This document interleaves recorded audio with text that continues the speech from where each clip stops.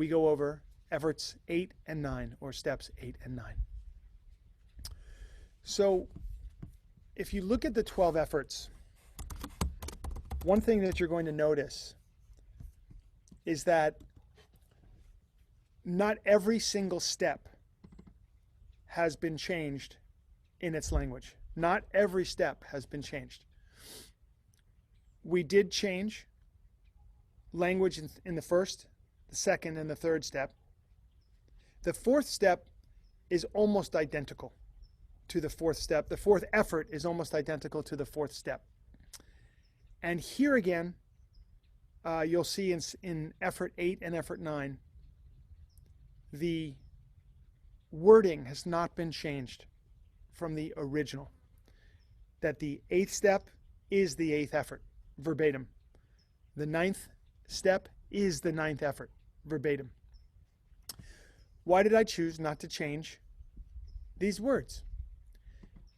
Primarily because it was clear to me that there was nothing, as far as I could sense, in the 8th step or 9th step that could exclude anybody or put someone off. There was nothing there. It was all accessible. So the 8th step and the 8th effort reads accordingly. Made a list of all those we had harmed and became ready to make amends to them all. The 8th effort is that very, in a way, the first part of it is made a list. It's very mechanical. We don't have to think a lot. We don't have to try and figure out what we're going to do about the ways that we have harmed other people. We've already uncovered so much, and we understand where we have hurt another person, whether consciously or unconsciously, purposefully or inadvertently. We really understand that we have, in some cases, led to someone else's suffering and pain. And our effort is going to be to set that record straight. But before we even get to that record, there's a mechanical thing that we have to do. We make a list. The reason why I call it mechanical, and I find this very important, is because people can get stuck on the 8th step or the 8th effort, worried about what's going to happen later on the 9th.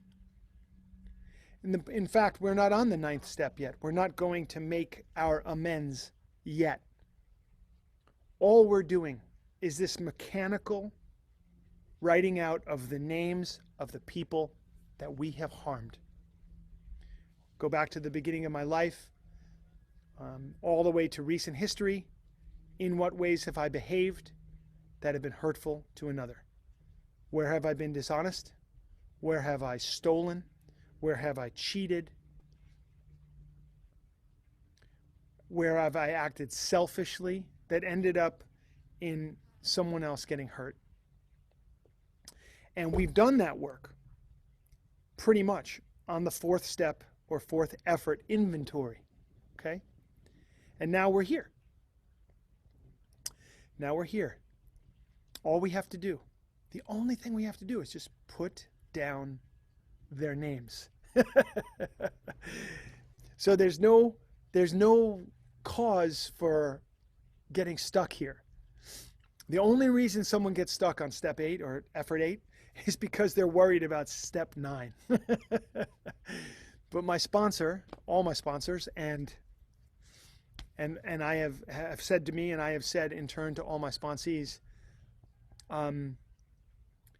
when you come to this step, all you have to do is first make the list. And that's the most important thing. So we're making a list of the people that we have harmed in some way. The second part of this effort, became willing to make amends to them all. Became willing to make amends to them all. So this is the harder part of the step, maybe. For some of us, there may be things that we can't imagine owning, or we can't imagine going to a person and expressing our amends to them. We may be fearful. We may be fearful of their reaction. We may be fearful of making ourselves vulnerable. We may be fearful of getting hurt in some way. We may be fearful of the law and legal consequences of things that we have done. And what we're directed to do is to become willing just to make amends to these people. So as I went down my 8th step list of people, which was long, maybe, I don't know, sort of 70, 80 people, 90, I don't know, it's sort of in there. It was a lot of folks. I went through my mind, and I just said, in my mind, let me create freedom, flow. Let me heal any pain that I've caused. Let me move beyond the behaviors and the attitudes that caused this pain in the first place. This was my prayer. And so I looked at the list and I was like, I'm willing to do this. I'm willing to do this.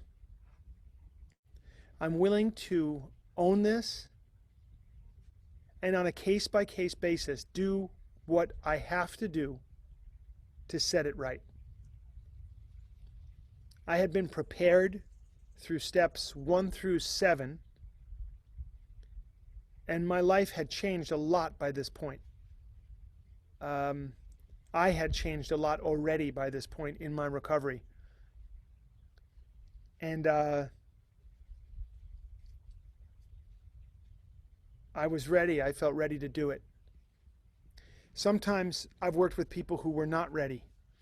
They were mostly ready. Yes, you know, they look at this person. Yes, I can say my amends to this person. I can say my amends to this person. This person, I don't know. This person, I don't know. This person, not so sure. You know? Because, and there are always reasons.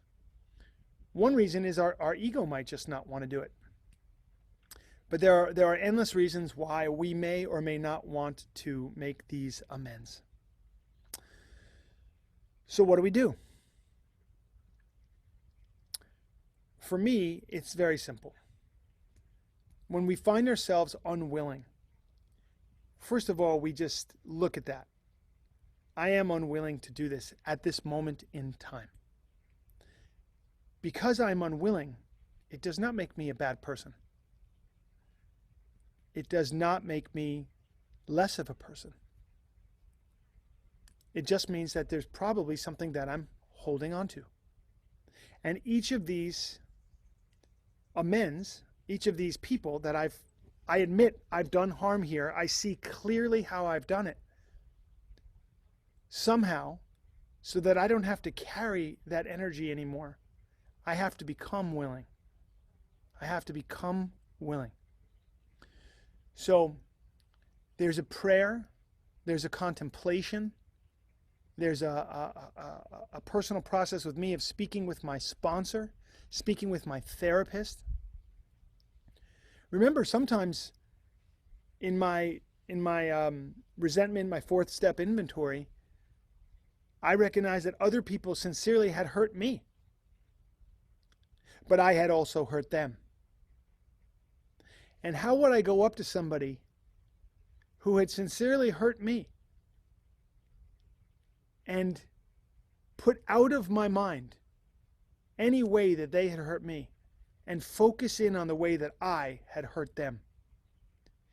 That would mean I would have to let go of my need for that person to apologize to me for what they had done. This was not about them. This was putting me in the power seat. I had to set myself free. And if I couldn't find my willingness to try to make an amends to them, mean focus on my own side of the street and letting go their side of the street completely,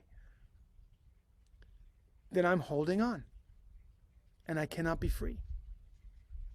And I'm giving that person my power. And I'm disempowered. It's so powerful, so powerful to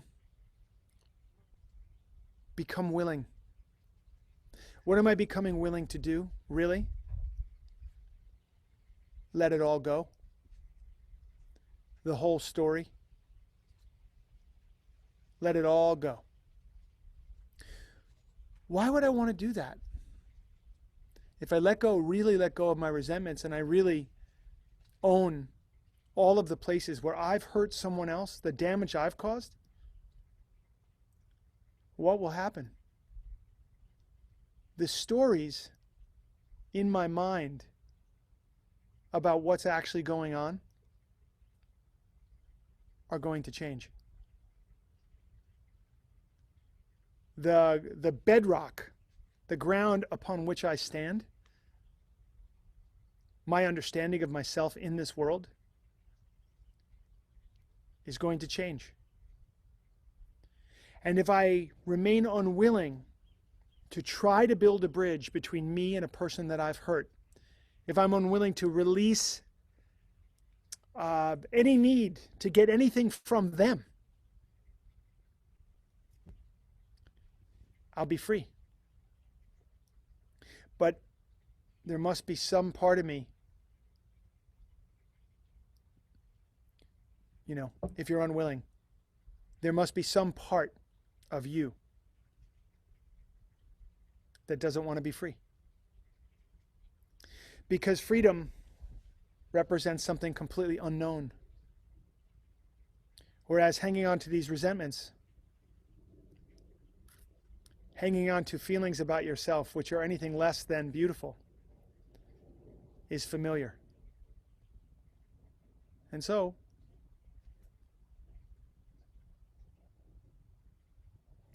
we become willing to be free.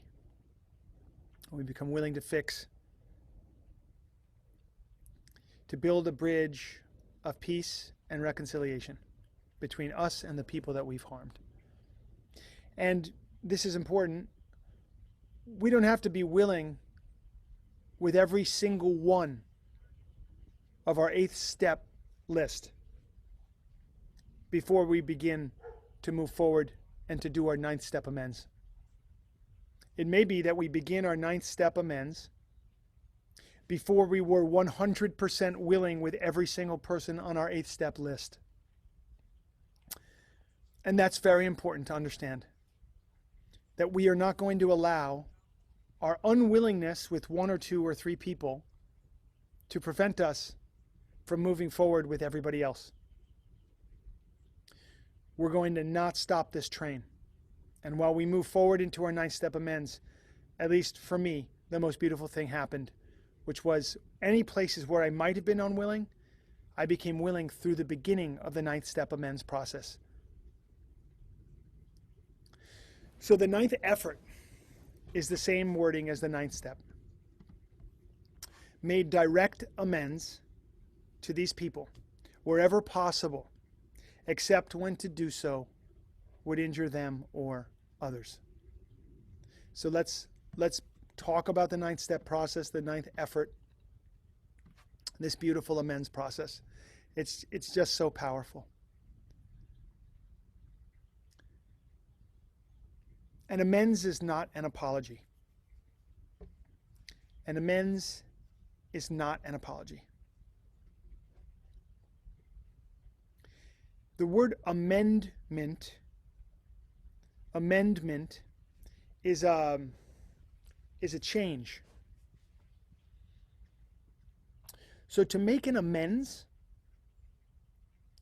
is to change a situation, is to create a change, is to present yourself as a changed person. You can make apology after apology after apology and never change and not be changed, and you won't change anything. But an amends has the weight of change, of transformation beneath it. So the amends process is really all about transformation has taken place, permitting me to make an amends. Whereas when I was stuck in addiction and addictive behaviors, I would apologize 1,000 times. I'm so sorry I did this again. I know I said I wouldn't do this again. But this time I promise I won't do this again. And of course, being stuck in addiction, we know that that person, well, let's just put it this way. We're not betting on their chances of success. We're not betting on their chances of success because we understand that until a change, a real and true change has taken place, an apology has no weight to it. No weight to it at all. And we won't be surprised if a person who's stuck in active addiction apologizes and then at some point in the relatively near future has to apologize again for the same thing. With great compassion, we'll understand that's what addiction is. We're stuck in that same place. So this amends, this process, the amends process is coming to somebody and saying, I'm not the person anymore that did those behaviors. I have lied, but I'm not a liar. I have cheated, but I'm not a cheat. I have stolen, but I'm no longer a thief. And I'm here to present myself as a changed person. And the way that I do that, and I'm going to be specific based upon what I learned from my incredible sponsor, who learned this from his incredible sponsor and so on, going back to the beginning of this thing. I was told to do it in exactly this manner. So first of all, the wording is, we made direct amends to such people. By direct amends, he told me, anywhere you can do it face to face. Do it face to face. Now, when I did my amends, there was no internet, there was no Zoom, there was no FaceTime or cell phones. None of that existed.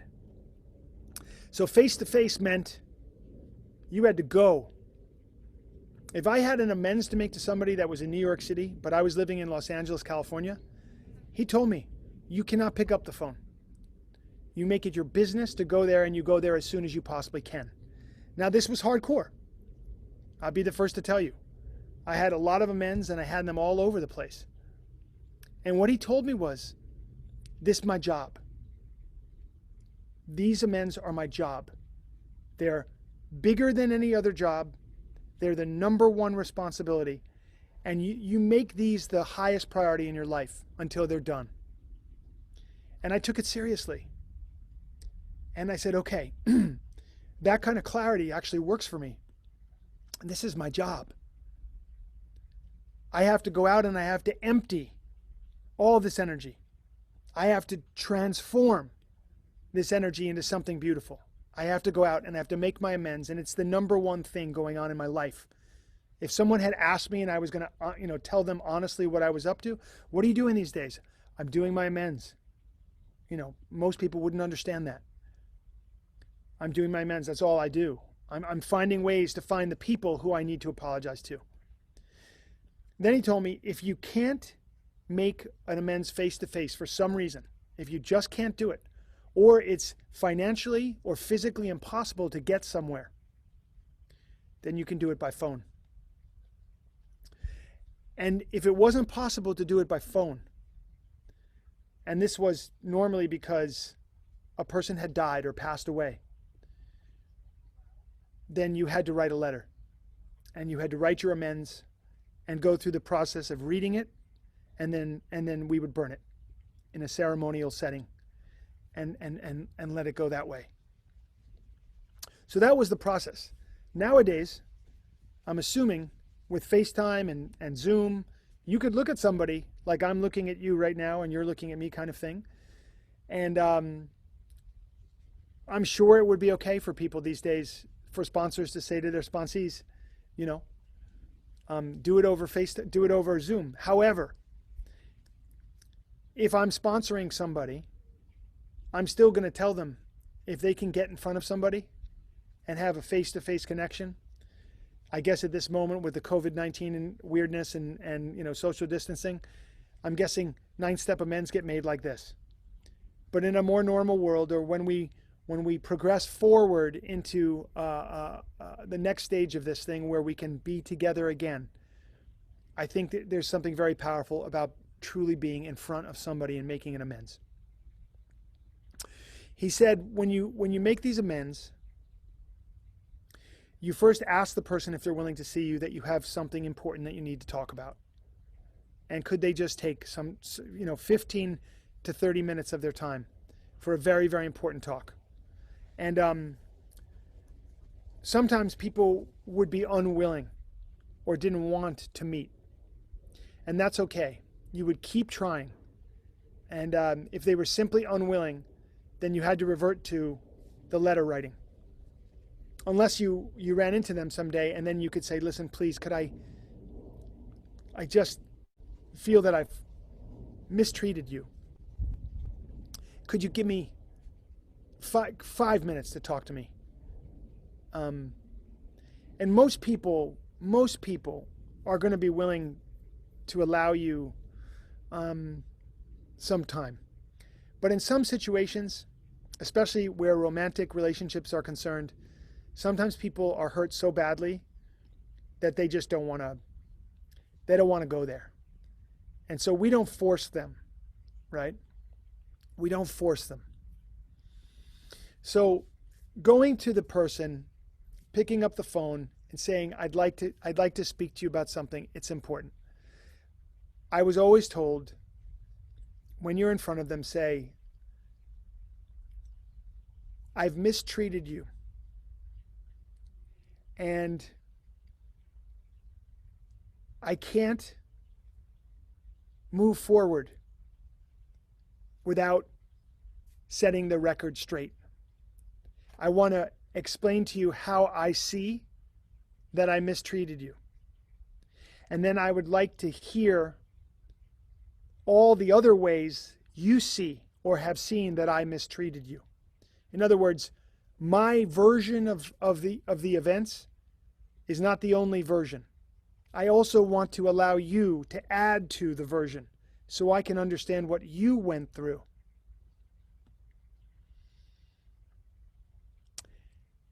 And so you tell them, here's what I feel I did. I was dishonest here. When I did that thing, here's what was really going on. I can see my selfish behavior when I was with you. And the idea is to have the other person hear the full truth as you see it in this new state of being, since you are now an amended person. So you're really going deep.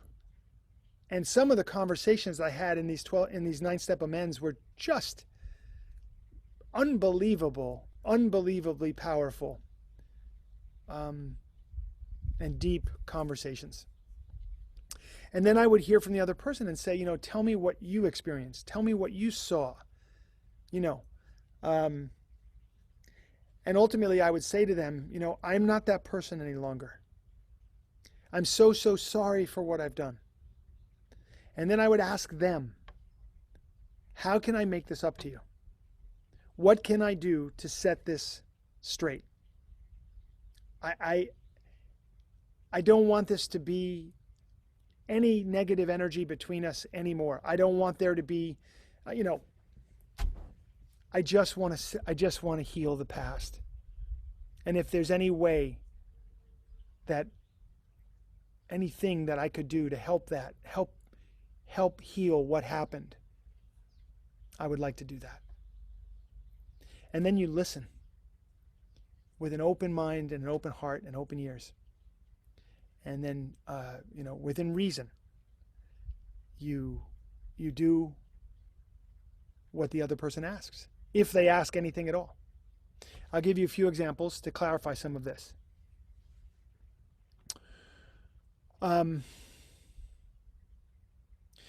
There were a few people that I went to because I had stolen from them, literally stolen an item or money.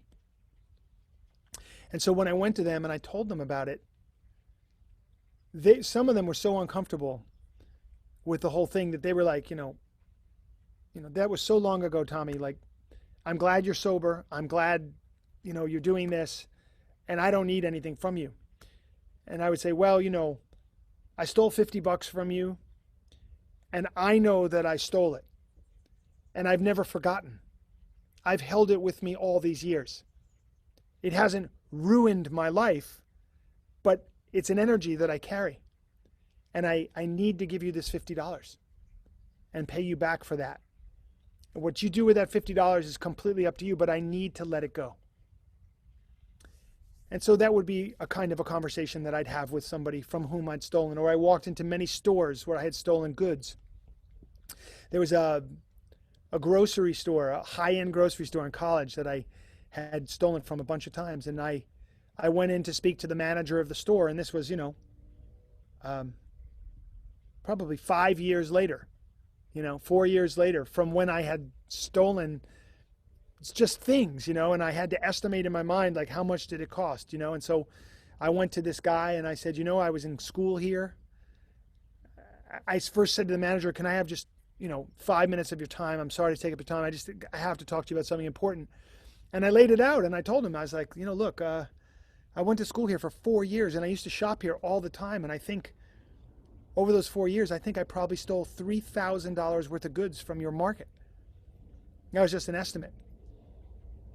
And he just looked at me like I was insane. He couldn't believe it. He's like, what are you talking about? And I was like, I made a lot of mistakes in my life, I told him. And one of those mistakes was to steal. And I need to make it up. And my way of making it up is to tell you about it. And then I don't have $3,000 right now, but what I would like to do is to send you a check every month until the $3,000 is paid off. And he said, I really don't think, I don't think you need to do that. He was so amazed, he couldn't believe it. And I said, I have to do it. I have to do it. Can you accept it? And he said, okay. So I started sending, money until it was all paid off. That's an example of some of the stealing ones. With regards to personal romantic relationships, there were many people that I had hurt through selfishness or dishonesty or cheating or, all of those behaviors that become possible when you are a selfish, self-centered addict in active addiction. And so I needed to approach these people, and I had to ask, first of all, if they'd be willing to see me. A few of them were people that I had been with for quite some time and with whom our relationship ended very poorly. And unfortunately, at least in one case, I'm not sure that I was able to create it didn't work itself out fully. Hopefully the seeds of forgiveness or something were planted, but sometimes we hurt people in a way where it's very difficult for them to forgive. And all you can do is just approach and try your earnest best. And then you have to let it go. You can't be chasing after somebody for their forgiveness. That isn't helpful either. The point is that one has approached this process earnestly, honestly, and to try to do what is possible. So in some cases, those people were able to hear it, and in other cases, they were not. I did the very best I could, and then at the end, in saying, is there anything I can do? In a few cases, it was, I love you. I've always loved you, and I still love you, and I'm glad you're doing better than you were. And I don't need you to do anything, just thank you for coming to talk to me, and it means a lot. That was a wonderful experience to have that, and that was usually the experience. Other people, more bitter, and rightfully so, but the point is I think in going there, that my greatest hope is that it plants the seed for forgiveness. Making sure that I can forgive myself and that they can forgive what took place, so that there can be a cleanness and a flow between us. And my sponsor told me that in these amends, if somebody was unwilling to see you, they were unwilling to talk to you, if they were willing to talk to you and unwilling to forgive you, in those cases, you would do the very best you could, and then you had to move on. That there was nothing more that you could do. If in the future an opportunity presented itself and that person called you and said, I'm ready to hear from you now, or I can hear from you now, or yes, let's do this, then you would always immediately jump on that opportunity and know that that was a chance to complete something. So there was an ongoing openness to whatever. One kind of miraculous thing I can report is that through this process, I started running into people who I needed to make amends to very quickly. Like literally, I'd run into them in the world randomly on the street. I would see them, and my sponsor told me, if you see anybody, do it on the spot. On the spot. So there was this one time when I was at a Grateful Dead concert in Oakland, California, and it just happened to be Halloween night. And that particular night, we always got dressed up, crazy dressed up on Halloween night. And I'm going to give you a visual that you might not be able to unsee for the rest of your life. I'm sorry. But this particular Halloween, I decided to dress up as a French maid. I had the fishnet stockings. I had the black maid outfit, the white apron. I had the duster, the whole thing. Okay? And there I am at this Grateful Dead concert. And this girl that I had been with and that was on my 8th step list walked by. Oh my God. She walked right by. And I was like, oh no. I looked down at myself and I was like, oh, I am so not dressed to make this amends. I did not have heels. Cynthia is asking, did I have heels? Thank God, no heels. I was flats, but that made it look, I was just in black flats, made it look even uglier. It was dreadful with my hair, my leg hair coming out of the fishnet stockings. I mean, it was ugly. It was ugly. I'm the first to tell you, like, what a mess. Anyway, there's this girl, she walks by, and I haven't seen her for, 2 or 3 years. And she was on my list. And so I tapped her on the shoulder. She turned around. She looked at me, and all she could do was laugh. And I said, can I have a minute of your time? Right? Can I have a minute of your time? And she was like this? And I was like, yes. And she was like, sure. And so I sat down with her and I did the deal. I told her the thing and I said, look, I was selfish when I was with you. I was really selfish, and I see it. And she just, every 15 seconds she would smile, like trying to hold back her laughter. But she was, let's just say it went well. She was in the right frame of mind. She forgave me immediately, and we just had a big laugh around it. She gave me a big hug. She told me the next time that we were to speak, she hoped I wouldn't look this way. And she forgave me. And it was an amazing, amazing thing. So whenever I ran across somebody, I was told, do it on the spot, no matter what. Take it, take care of it. Some of the bigger amends were with my parents. Those took some time. And it's funny how your parents are different personalities. My mom, she really wanted to hear it all. She wanted me to go through the process. She took it very seriously. My dad was like, yeah, get to the end. I love you. I don't need to hear all this. I already know all this. I went to rehab. Remember, I saw you in rehab and we went. I was like, yeah, Dad, but I got to make these amends. Just let me do it. And so it was interesting. I made amends to my sisters, which planted the seeds for us to have a deeper relationship later in life. And through the whole process,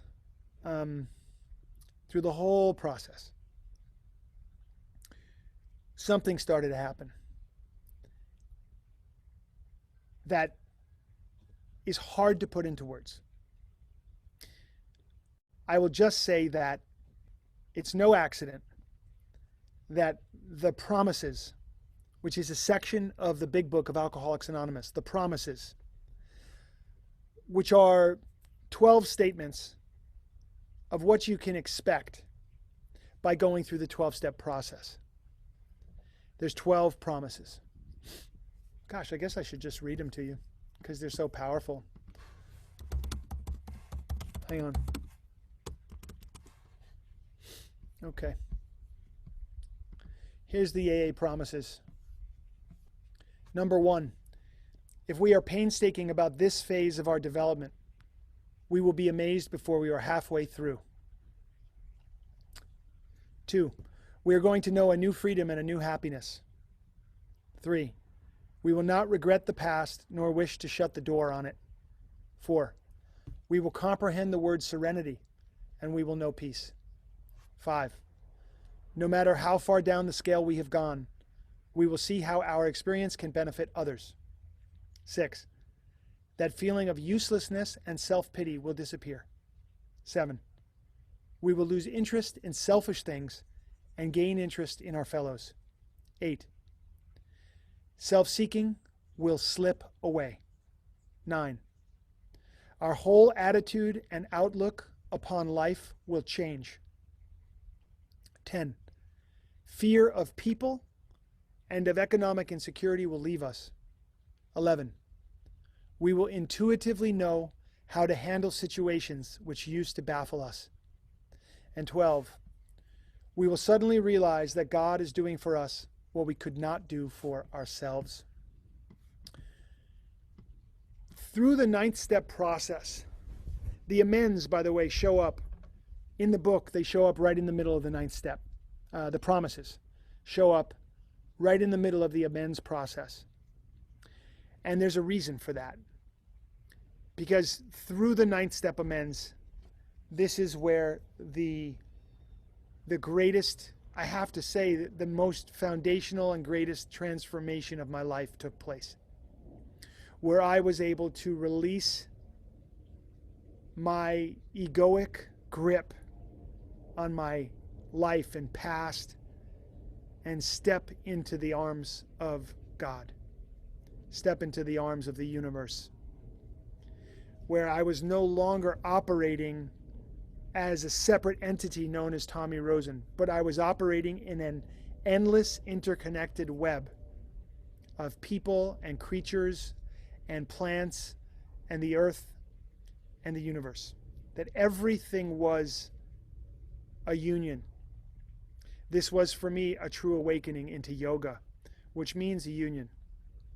And it really was that profound. And those things, as I look back, those 12 statements really, really came true for me as I made this transformation from finite consciousness to infinite consciousness. And then that transformation would continue to grow over the years, as we know we must continue to grow along spiritual lines each day. That's why we're on this never-ending path of discovery. So I did all of my amends to the best of my ability. I did everything I could to reach the people directly who I could.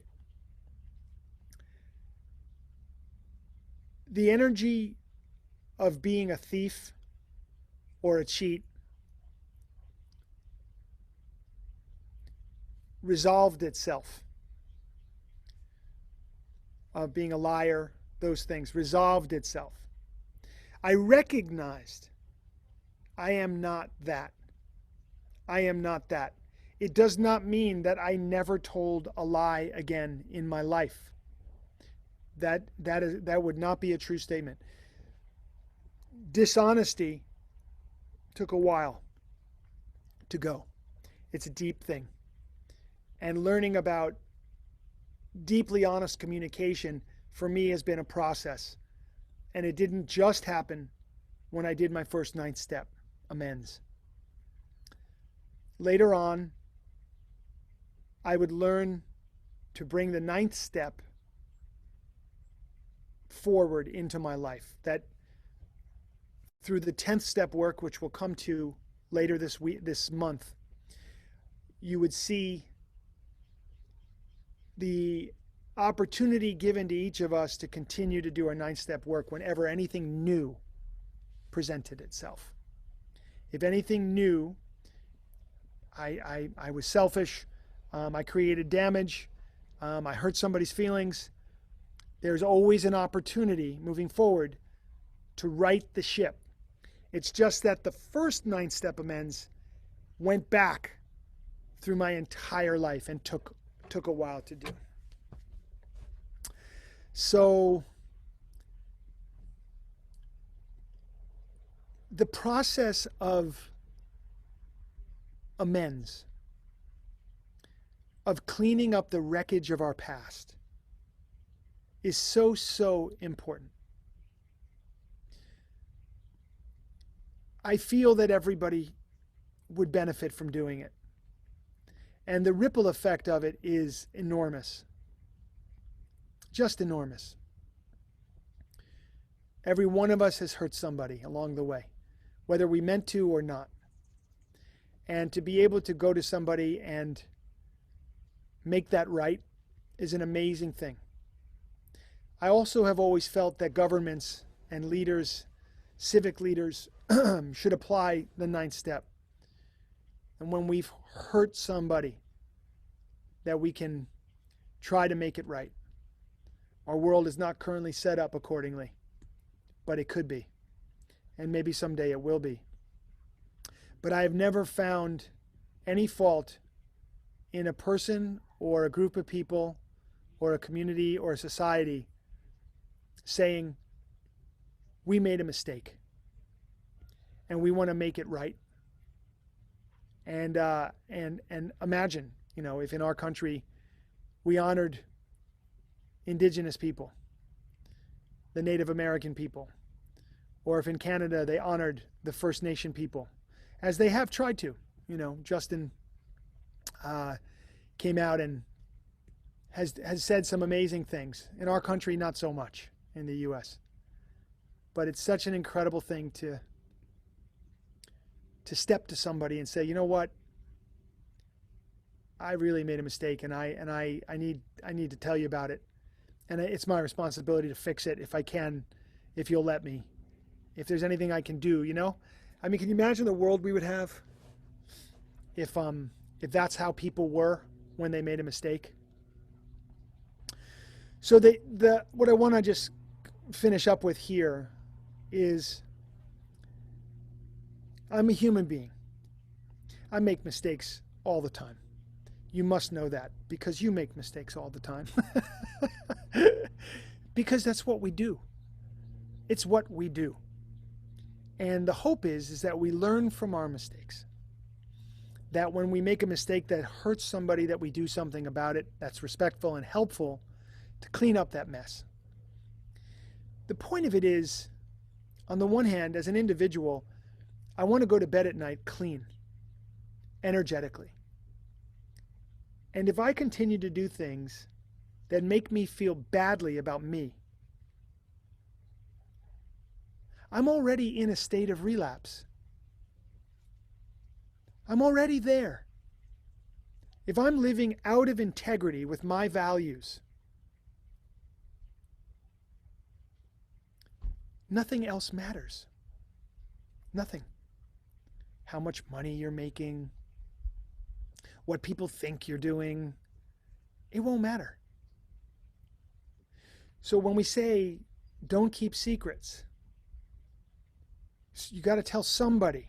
You got to get it out. That's part of what the 12 steps is really all about, is don't keep secrets.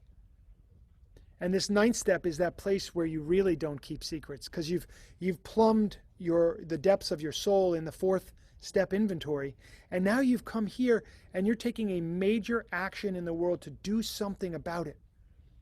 And at the end of this 9th step, what I felt was truly clean. Like, wow, like I am not that misguided, arrogant, dishonest, self-centered person that I was at one point. I am not that anymore. And now I have a chance to live up to a set of values that is meaningful to me, that come from my heart, and that allow me to go to bed at night clean. Once you have that, once you're no longer carrying that nasty energy, once you've made all your amends, and you don't owe anything anymore, what do? You live spontaneously, creatively, and free every day. And when you make a mistake, you fix it. And you keep moving. And you keep moving. And you keep moving. And you get to create from here and from here.